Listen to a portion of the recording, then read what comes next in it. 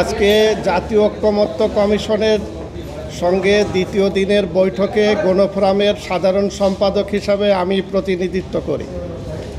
আমরা আজকের আলোচ্য সূচির উপরে সুনির্দিষ্ট বক্তব্য রেখেছি, কিন্তু এক পর্যায়ে জামাতে ইসলামের প্রতিনিধি তিনি যখন বক্তব্য রাখেন তিনি বলেছেন যে লন্ডনে বিএনপির ভারপ্রাপ্ত চেয়ারম্যান জনাব তারেক রহমানের সঙ্গে অন্তর্বর্তীকালীন সরকারের প্রধান প্রফেসর ডক্টর মোহাম্মদ ইউনূসের সঙ্গে যে বৈঠক হয়েছিল সেই বৈঠকের বিবৃতি নিয়ে আপত্তি থাকায় গতকাল তারা এই ঐকমত্য কমিশনের সঙ্গে বয়কট করেছিল।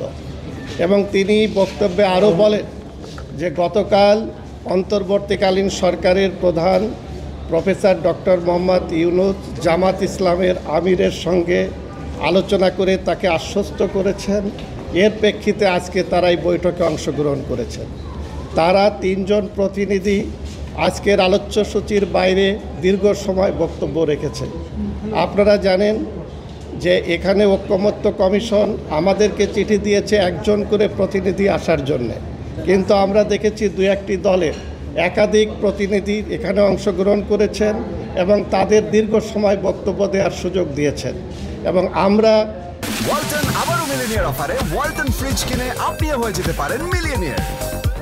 মিলিনিয়ার ছড়াছড়ি দেশ জুড়ে, এটা শুধু ওয়ালটনই পারে।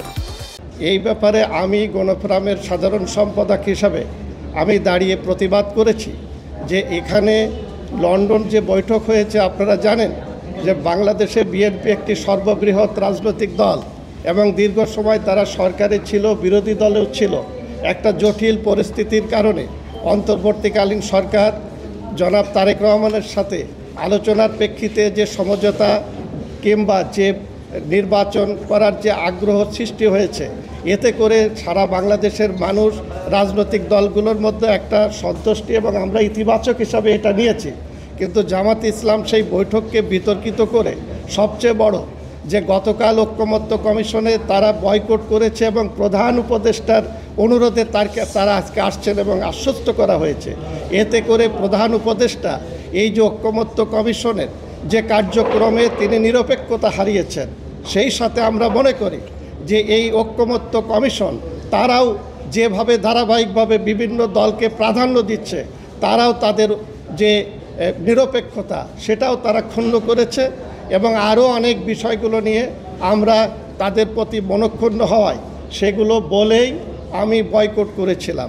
পরবর্তীতে জানেন ঐকমত্য কমিশনের অনুরোধের প্রেক্ষিতে আমি আবার সেখানে ফিরে গিয়েছি। এরপরে আরেকটা বিষয় বলি, সেটা হচ্ছে যে এই যে জাতীয় ঐকমত্য কমিশন যে প্রস্তাবনাগুলো আমাদের কাছে দিয়েছিল, আমরা রাজনৈতিক দল হিসাবে সকল বিষয়ে দলীয়ভাবে আলোচনা করে তাদেরকে মতামত দিয়েছি। এখন যে আলোচনা করছে আজকে যে সবচেয়ে বড় একটা বিষয়, আজকে জাতীয় সাংবিধানিক কমিশন যেটা করতে যাচ্ছে কাউন্সিল এনসিসি, এইটার ব্যাপারে আপনাদের জানা দরকার যে সরকার এখানে যেটা ঘোষণা করেছিল আজকে সেটা আলোচ্য সূচিতে নাই। আমি স্পষ্ট বলেছি জাতিকে জানা দরকার যে রাষ্ট্রীয় কার্যাবলীতে স্বচ্ছতা ও জবাবদিহিতা আনয়ন এবং রাষ্ট্রীয় অঙ্গ প্রতিষ্ঠানসমূহের মধ্যে ভারসাম্য নিশ্চিত করার জন্য একটি জাতীয় সাংবিধানিক কাউন্সিল এনসিসি গঠন করা। এখানে মনে রাখতে হবে যে বাংলাদেশের তিনটি অঙ্গ রয়েছে সরকারের, একটা নির্বাহী বিভাগ, একটা বিচার বিভাগ, আর একটা হলো আইনসভা। এই তিনটিকে একত্রিত করে যদি এখানে এনসিসি গঠন করা হয়, তাহলে যে সরকার হবে সরকারের উপরে আরেকটি সরকার গঠিত হবে। আমি বলেছি আগে রাজা নিজে আইন করতেন এবং সেই আইনে রাজা বিচার করতেন। আজকে যদি সরকারের বাইরে আজকে যদি এই ধরনের একটা এনসিসি গঠন করার পরে তারা যে সিদ্ধান্ত নেবে, যদি আমি একজন সাধারণ নাগরিক হিসাবে সংক্ষুব্ধ হই, তাহলে আমি বিচার পাইব না। কারণ হলো সেখানে প্রধান বিচারপতি স্বাক্ষর করবেন। এখানে স্বচ্ছতা এবং জবাবদিহিতার কথা বলা হয়েছে, যেখানে জাতীয় সংসদের স্পিকার থাকবেন এবং প্রধানমন্ত্রী এবং বিরোধী দলীয় নেতা থাকবেন। সুতরাং এই সিদ্ধান্তের উপরে ক্ষুব্ধ হয়ে কোনো সংসদ সদস্য জাতীয় সংসদে আলোচনা করার সুযোগ পাবেন না। এই কারণে যে সেখানে স্পিকার এবং বিরোধী দলীয় নেতা এবং সংসদ নেতাও সেটাতে স্বাক্ষর করবেন। ফলে এইটা একটি স্বৈরতান্ত্রিক প্রতিষ্ঠানে পরিণত করার একটি অপচেষ্টা, সেটা আজকের এই কমিশনে গণফোরামের পক্ষ থেকে আমরা জানিয়েছি এবং এই কারণে তারা এই গঠন প্রক্রিয়া নিয়ে যা বলেছিল সেটাতে আমরা অংশগ্রহণ করি নাই।